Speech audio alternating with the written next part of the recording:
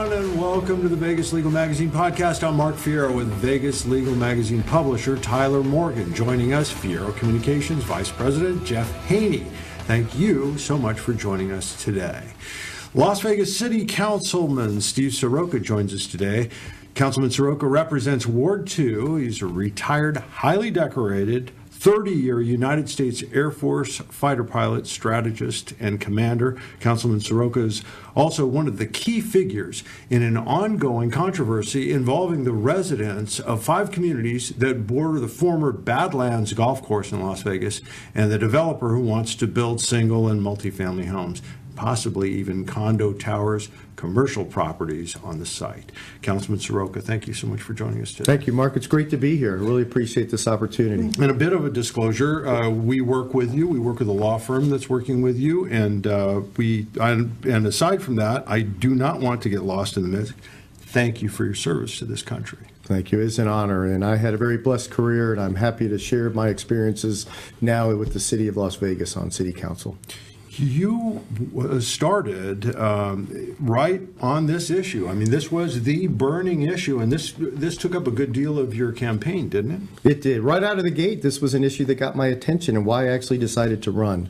I was concerned about the dialogue I was hearing a lot from our elected representative in the area, and I thought we could do better with how we were approaching this problem. There have been some twists and turns, and just, watching the way things work at the city, work at the county, at Clark County over the years, and that is sometimes developers can bend government to their will, sometimes they can't, but they very rarely come back as hard and as often for as many bites as this case has, and it's been repeated and ongoing, has it? This has been a very aggressive developer in this area. And of late, we had a vote recently in May on this issue where, again, the developer came back. But when we looked at the procedures and looked in place at the city of Las Vegas, and we looked at the law, we realized, again, we were violating the law, just like a previous case where Judge Crockett said the city council had exceeded his authority and violated the law in a previous decision over a year ago. So we got the city council to say, whoa, and with a 5-2 vote, let's now follow the law.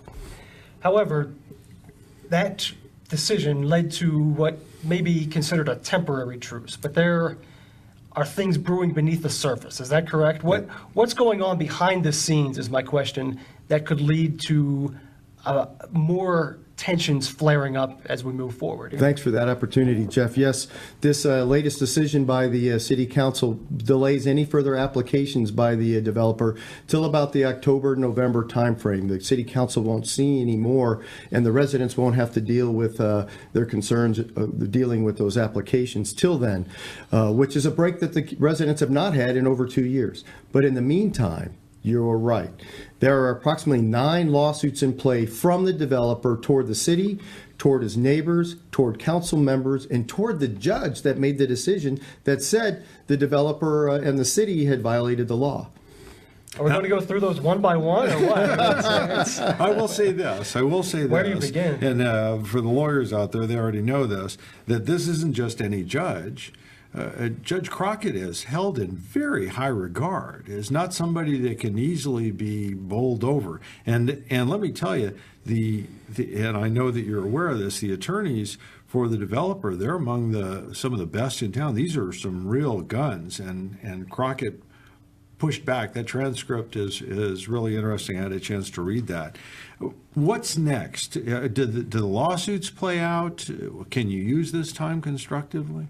I hope we can. And I'll just say right now, again, my door's open to the developer. I have repeatedly shared with the community, with the developer's team, and with the developer himself in person. Please come talk to me. Establish a dialogue that we can move this forward constructively.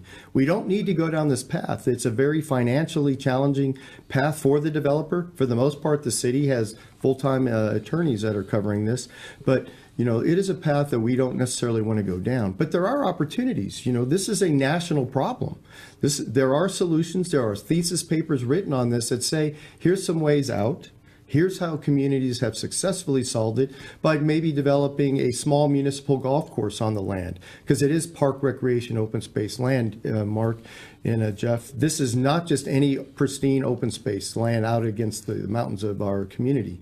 This is an internal piece of land inside of a completed master plan community, and that land is designated as the required and agreed upon open space for that part of the city of Las Vegas. It is recorded and documented the entire process at City Hall that says X% of your land needed to be both recreational and open space.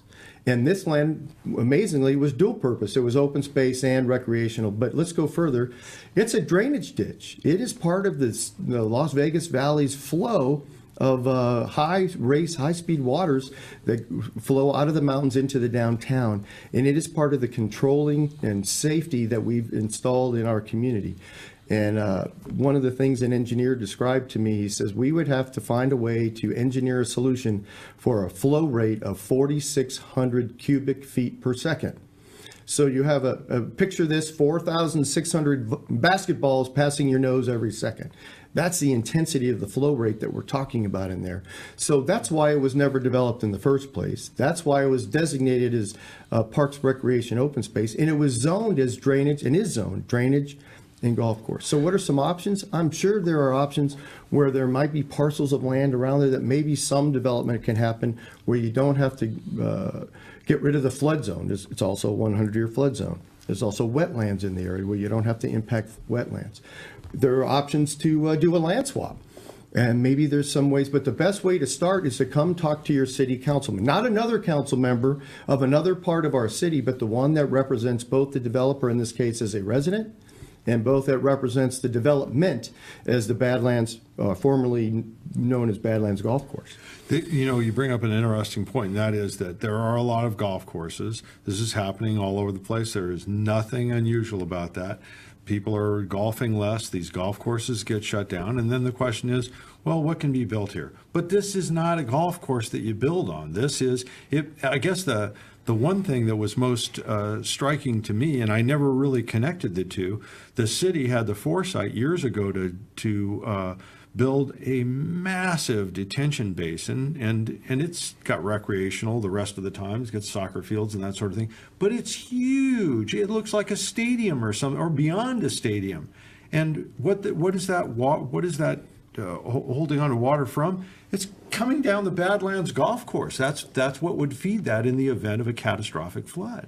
And so somebody somewhere down the line is going to say, why did they let anybody build there? I mean, it kind of defies logic on one hand, doesn't it? This is what it is very important. You bring up an excellent point. Unlike where we give a license to somebody and if things don't work out, we can take the license back. If we approve building here, those buildings are forever. They'll be there 10, 20, 50 years from now.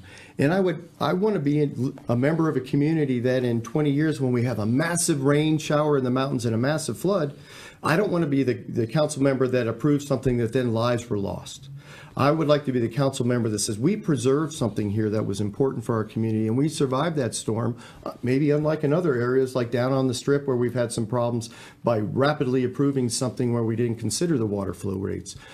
We need to consider the long-term impact of a decision we make in a flood zone with high flow rates that is part of this immense, and you described it, there are stadium-sized retention basins all throughout that the Water Authority and our water district and our flood control people have very closely managed over the years to prevent those flooding of damaging property and taking lives. I thought that golf course was just designed to just be a nightmare for golfers. I didn't realize that there was this whole draining purpose to it and everything. So when it floods, then what I do is I just go out there with like my kayak and I just go retrieve my golf balls. There you go. Because that's where golf balls went to die. I'm told that's how they describe that. I'm playing that golf course, man. I don't miss the golf course. I'll tell you that much. Yeah. That was one heck of a course to play. Well, if the golf balls are there, because of that flow rate, those golf balls probably all got washed downstream. But I also tell you, the people that have watched this golf course and the previous owner described that ninth hole right at the intersection of Rampart and Alta, when it rains good, that ninth green would be under 30 feet of water because it goes to a bottleneck to go underneath the intersection of Rampart and Alta right there at Tivoli Village.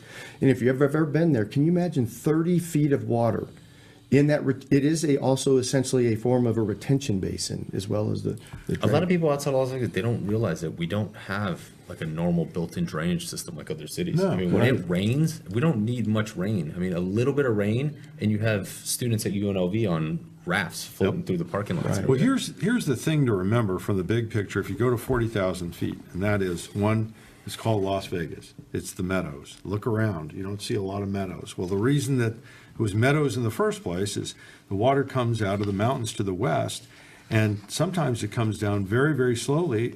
A lot of the time, it stays underground the entire time. But if you've lived here long enough, you'll know this, that if they built on a floodplain, they'd probably be okay for 4 or 5 years. Just kind of spinning the old revolver, and they might be good for 10 or 20 or 30 years. But when it comes, if you've lived here long enough, you know that 40 or 50 cars will be swept away like Tinker Toys. I've been there. I've been there when somebody was doing street sweeping, just going around the corner, and ended up on the roof of that street sweeper, and Metro had to come down with a helicopter and pluck that person off. These are not isolated incidents. They come with great rapidity without very little warning. It may not even be raining in the area that floods. It's not unusual. Take this from a former weatherman when I was but a tyke at Channel 8 News, when that it's not unusual that we would get 90% of our annual rainfall in a 4 or 5 hour period. Wow. And if we can anticipate something, I tell people this that come in with different ideas, and they ask what I think, and I walk through things that we could anticipate knowing could go wrong. Right now, we know this could go wrong. This will be a problem. It's just when. It's just when. So why would we put ourselves in that situation? And as a policymaker, as a land use and a zoning approval now on the city council, that's what we do. We can anticipate that. So why would we do that? We need to be really smart and careful about these decisions we make. Yeah, I think that underscores the fact that many people out there who may be following this story as it progresses often see it framed as, hey, a golf course closed down, what's next for this golf course? But it's so much more than that. It's not just a golf course. They call it a natural arroyo. And you gentlemen just so clearly and eloquently stated the importance of having a drainage valve, essentially, for the community and for the entire city. And we have ordinances in our city of Las Vegas. Our master plan 2020 outlines preservation of natural arroyos. So it is spelled out that exactly this type of scenario is something the city of Las Vegas has anticipated wanting to preserve. So it makes sense that the city of Las Vegas would preserve that. It is an important piece of our community. This sounds very reminiscent of the the Red Rock development, the whole issue with building the homes and everything on Red Rock. Is this the same developer? It is not the same developer. But there's something else that people misunderstand. When you have private property, some people say, well, if it's somebody's private property, they can do with it what they want. Well, they can only do with it what they want within the policies and ordinances of both the state and the city of Las Vegas. And not only does the city council have the authority, they have the requirement, the responsibility to make those decisions handed down by the state of Nevada. They're called police powers, to what a private person can do with their private property, which is why we don't have brothels in residential neighborhoods. Those are laws and rules where we, in essence, tell people what they can and cannot do with their property. And this situation is no different.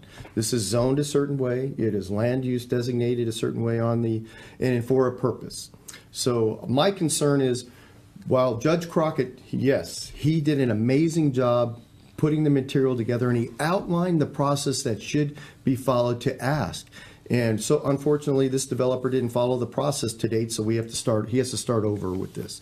But when it comes forward, what city council has to decide, do we want to approve development inside of a flood zone, inside of a drainage ditch, inside of an arroyo? And plus, do we want to now change our mind about what is the required open space and recreation space for that community? For example, there's a new community going in Sky Canyon, and within that community, there are requirements by the city that there be recreation space and parks, open space. for the city to change its mind about Badlands would be the equivalent of once Sky Canyon is fully developed, then the city says, you know that park that you bought your house right next to? We're going to build houses in there, and we approve that. So we'd be reneging on our contract, on our agreement that we made with the community that is signed and documented and filed at City Hall. You know, I guess the thing that's missing here is this sounds like a very well-versed individual, that this developer is a pretty successful guy, a pretty sophisticated guy. And why he would buy this land under these circumstances. Was there some confusion? Crockett seemed to lay it out pretty clearly that it was stamped. You can't build here. Was that the case, or? Well, you know, you touched something very well. He is an exceptionally talented developer and builder. He built Tivoli Village. He built One Queensbridge Place, the towers that are on this land. He built the Supreme Court of Appeals courthouse downtown. Extremely talented, very experienced in our community. So like you, I look at it as surprising that a developer would buy land without knowing whether he could get the entitlements to do so or not. And I just know what he said. He has said, I got approval from all the city council members before I bought the land. But the only place you can do that is in an open meeting at city council. And one of the things that's not highly publicized, but members of his team came into my office to brief me on the evolution of this project. And the land went up for sale, and the developer had the first right of refusal. The residents did not have an opportunity to buy the land first. There was a previous lawsuit that gave the current applicant the first right to buy the land, and he was given 48 hours to do so. He bought the land in 48 hours. There is no way you can get city council approval at a properly noticed public hearing within 48 hours. That would take months. So he decided to buy the land, and the Judge Crockett spelled it out very succinctly. He said, you bought a pig in a poke, which means you bought something in a bag before you could see what was in it. And when you open it up, the truth is, you do not have the right to develop on it. You have the right to ask, and the city has no obligation to give that to you. And if you incur financial hardship, that is not the city or the other residents' responsibility to bail you out of that financial responsibility. It is a pig in a poke is how he described that, the judge, very eloquently he spelled out, explained exactly what that meant. And now Crockett's instead of going to appeal, which I would think would be the normal course, you just say, yeah, the judge is wrong, take it up to the appellate court, which he built, or take it up to the state Supreme Court. How does this turn into a lawsuit against a judge? Well, I'm not sure if he's appealing it or not, but I know the lawsuit is out there, and I just don't know. I just look at it from the outside. I'm not a legal expert. But I don't think that would be a wise way to get a judge to reconsider their decision relative to your issue by suing them. I would think a reasoned, rational, clearly spelled out argument would be the best way. But I can tell you, I have walked through the legal documents, and I can trace the evolution of this community and understand how that is a designated open space, not just for the 5 communities immediately bordering on the golf course, but it's also the designated open space for commercial property that is along Sahara and Hualapai. And it is documented. It says the golf course is the required open space for these other developments, because our city has requirements for open space. So suing a judge, I don't know how that plays out into your favor. I was also very sad to learn that he has sued 3 of his neighbors by name and left 1,000 of them as does, meaning unnamed people as well. And one of them is a United States Marine that was executing his First Amendment rights by talking to his neighbors about the issue. So he's being sued for exercising his First Amendment rights that he defended, that he went and put his life on the line to defend. And I find that rather sad. I don't know what value there is in doing that. Like, I don't know what value there is in suing 2 city councilmen either, that you were then trying to get to reconsider their position on this with a rational, reasoned, hopefully legally substantiated argument. Does he have any of the city councilmen on his side, or is it pretty hard fast against them? Well, that's a great question, Tyler. Before I got on the council, it tended to be 4-3 in favor of the developer. Okay. Then when I got on the council, the first round was 4-3 against this opportunity. And now that I've understood and done more research into the facts and figures, it is now 5-2 against the developer's approach to this property. Because when you talk from emotion, it's harder to get to the bottom line. But as I think it was Einstein that said, the person that understands the problem the best will provide the best solution. And as I've gone into the details about the legal aspect of this and the facts and the true information about from the development's inception to how it got there today, now I understand the facts the best. And so I believe my fellow council members have faith in me and that I have demonstrated that I have their respect. And they know I've done my homework, and I think they are coming to the understanding as a group that we need to do something different with this land. And we need to approach it differently. This is not the way we need to approach the way we do business in the city of Las Vegas. We don't need to go to 9 separate lawsuits to do this. We just need to talk it out. Yeah, most of us would like to avert these kind of disputes, these acrimonious sort of negotiations, accusations flying back and forth, seemingly endless lawsuits. Wouldn't you like to see more engagement between neighbors of the communities and developers, and what can be done to further that cause? Jeff, great approach. What's ironic about this situation is I've been on the council nearly a year, and on every issue where the residents are involved, city council is not willing to hear the issue until the whoever it is and the residents have worked through as much as they can possibly work through. So if there's conflict when they come before the city council, we ask them to go back and work it out. Now, the mayor and others have asked the developer to go work it out, but when they come back, they say, we had a meeting, and when we asked, so what did you come to? I've not heard the developer say ever what he heard the residents say and what he was due to accommodate that. So would dialogue work? Yes. Dialogue is welcome. Dialogue is the way that we come to solutions that we all are happy with, rather than a court making a decision to impose one side or the other solution. On this solution that's not how you impose a solution. The right way to do this is for the developer and the residents to sit down and talk, listen to each other, and find a solution that works for everyone. There's 3 equities in this, and I've said this repeatedly. There is the equity of the developer. He wants to make a profit on his land, and he wants to do a good product. He does a good product. We know that.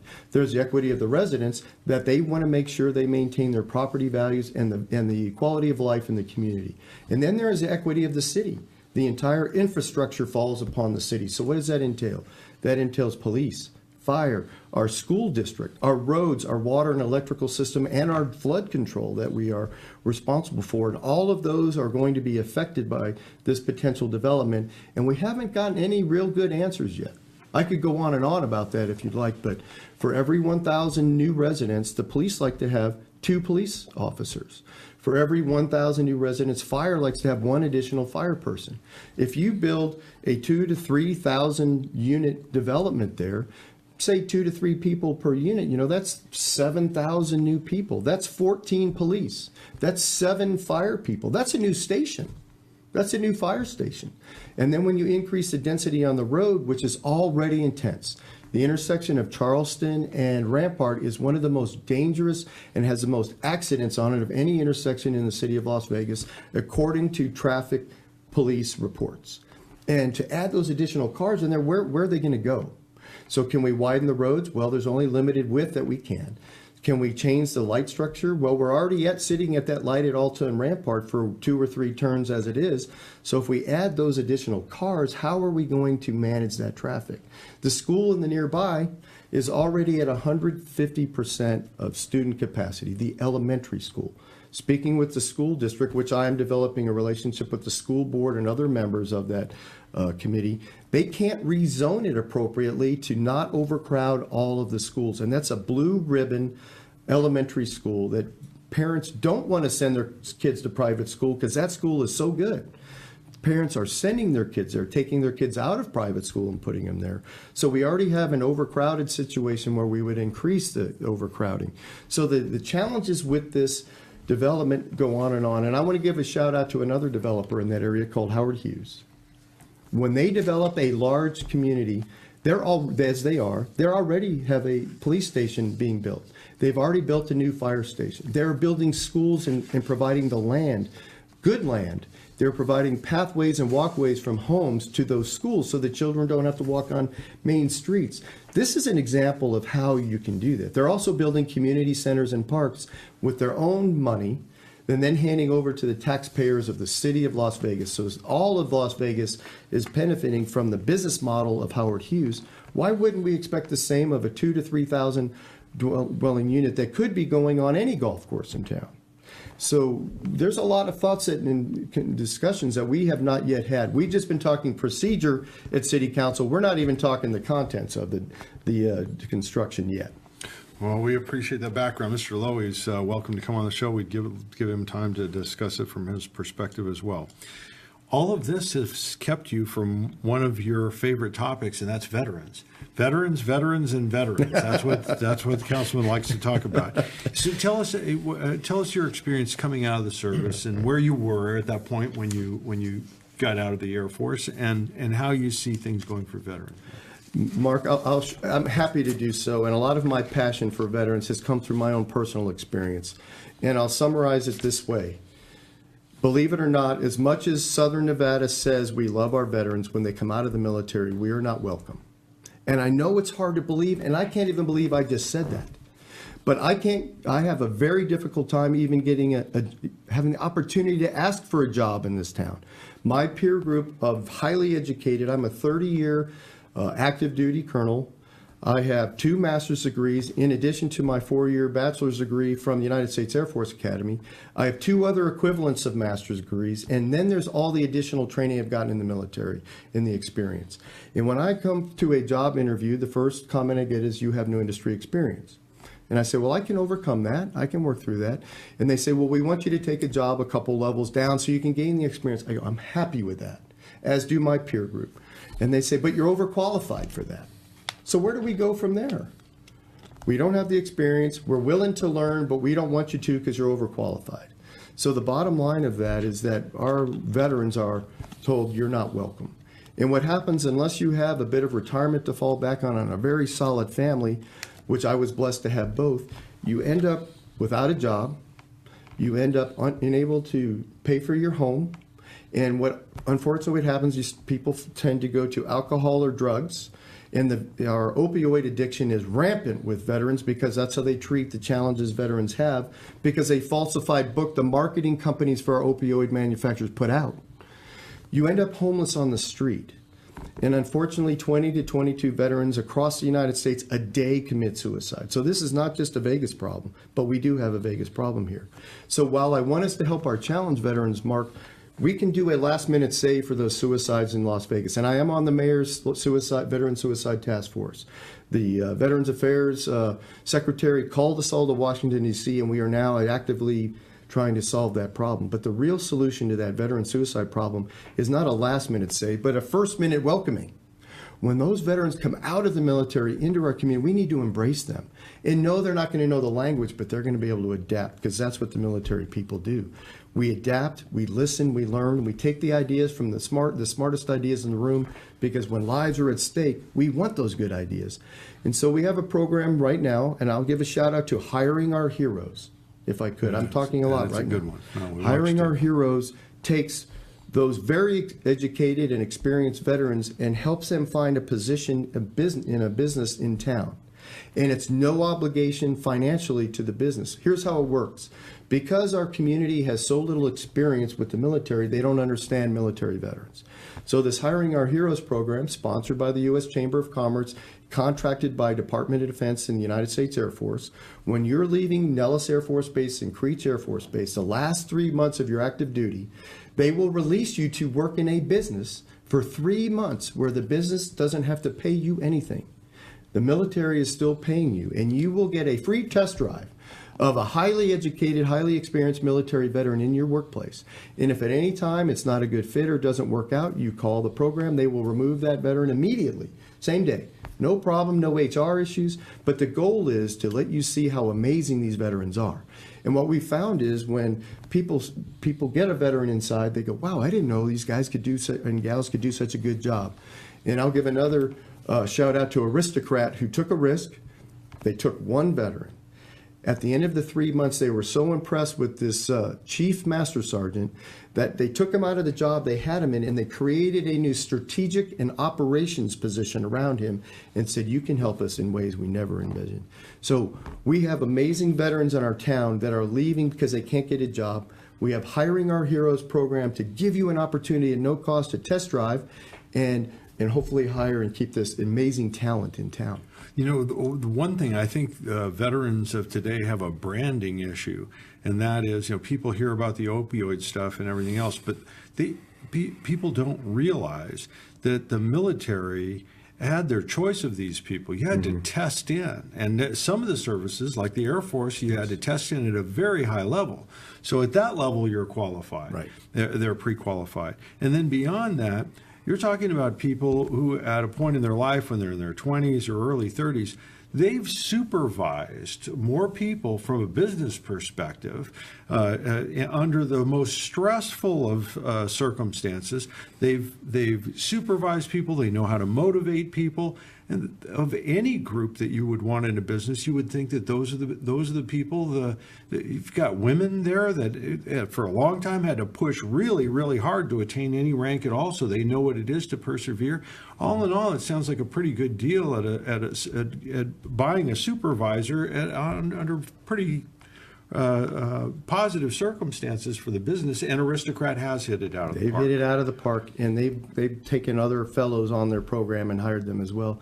And one of the things that's interesting is when there's diversity. If any of you have diversity committees or trying to diversify your workforce, the veteran community is one of the most diverse communities in our nation. We have people of all nationalities, all ethnic groups, all religions, all faiths, and they work together because all they care about is, can you do the mission and can you work together? If you can do both those things, you are on the team, and that's what they will bring to your workplace. And they know how to get it done because when lives are at stake, there's no we'll do it tomorrow. We have to come up with the best ideas today to do that. You see that kind of can-do thing going on with firefighters too, where somebody comes with an idea and the next guy, instead of going, well, let's go that way, instead they leapfrog over one another to get to a goal. You see that with a lot. Yes, I feel a brotherhood with our firefighters, with our police, and I'm a big advocate of theirs. I'm on their team, and I did have the opportunity to do what they called Fire Ops 101 recently, and I felt like I was back in basic training. They're doing it right, and they're doing it hard, and they trained our folks well. I'm very impressed with our public safety folks in the city of Las Vegas. By the way, our public safety folks had, up till recently, they were #1 in the nation for saves for heart attack victims. We've changed our policies a little bit, and we've dropped this a little bit. We're going to get them back up there to being #1 in the United States of America for saves for cardiac problems. That's incredible. That's our people in our community. I'm going to butt in here just for a minute because I keep trying to tell this story, and it's not the easiest story. And that is, a lot of what we know about the world we know from movies. And in the movies, the guy has a heart attack, falls over, and they jump on him and they do the heart compressions and everything. And the next scene, he gets up and he's back to work, and that's it. The reality is a flatline heart attack, you die. Okay, that's what happens. What happens is you die, and if you don't die, you end up in the pickle ward because heart attacks don't just kill hearts, they kill minds. Right. And so what happens is it started in Seattle with this treatment and these ongoing compressions, and they lower the body temperature. And so Las Vegas gets a hold of it. Nobody else. Las Vegas is one of the first followers. They get in there, and what happens is they're trying to get their big goal win was if we could save 10% of all flatline heart attacks, we'd be the kings, it'd be King Farouk. And they brought out this new hypothermia, and they went to 15, and then they went to 20, and then they went to 25, and then they went to 30, and then went to 35, and then went to 40. When they first rolled out, they were getting these insane numbers of saves. Yes. They had people trying to get out of the ambulance. I'm fine. I'm okay. I want to go home. And they were fine. And they did want to go home, but they still had to be checked out. And you have to understand something. That happens if you're in the city. If you cross the line over into Clark County, not so much because they don't use the same thing. They do have it in Henderson, which they've had a great effect, and they had it in North Las Vegas. North Las Vegas, that was particularly hard hit, and they lost their numbers very, very quickly. It was unfortunate. They're getting it back. City of Las Vegas is still doing emergency runs for North Las Vegas under some circumstances, aren't they? We have an interlocal agreement with them that the most convenient and the quickest response will go. So we work with North Las Vegas, the county, on that as well. But what you described is response time. The reason Las Vegas City was able to have that track record is because you need to get there in under 4 minutes. It's a little bit under that, but we'll just use 4 minutes as the standard. If you increase the density of traffic and you don't change where the location, the geographic location of the response teams, you're not going to make the save. So as we start developing inside of completed communities, we have to consider that. And the largest number of calls that our fire department gets are for rescue, are for medical. Yes. So we need to adjust where and how we do our response for our medical. And if we're going to develop in any community, in Silverstone, in Canyon Gate, or on the lakes, in the lakes, we're going to have to change the location of our response teams. And I think a developer should have some part of contributing toward that to help, because we're changing the demographic of the area. But that's what is needed. We have to consider the infrastructure as well. Yeah, no matter where you go in the world, you'll never be safer from heart attack than you are in the city of Las Vegas. There you go. And can I share something further on the golf course or the drainage, whatever we're talking about? Some people want to say this is only applicable to the Badlands Golf Course because many other golf courses have HOA protections. Well, while those HOA protections are in place, first I will tell you, City Council does not consider HOA rules. We can approve a short-term rental in your community if your HOA, even if they have rules against short-term rentals.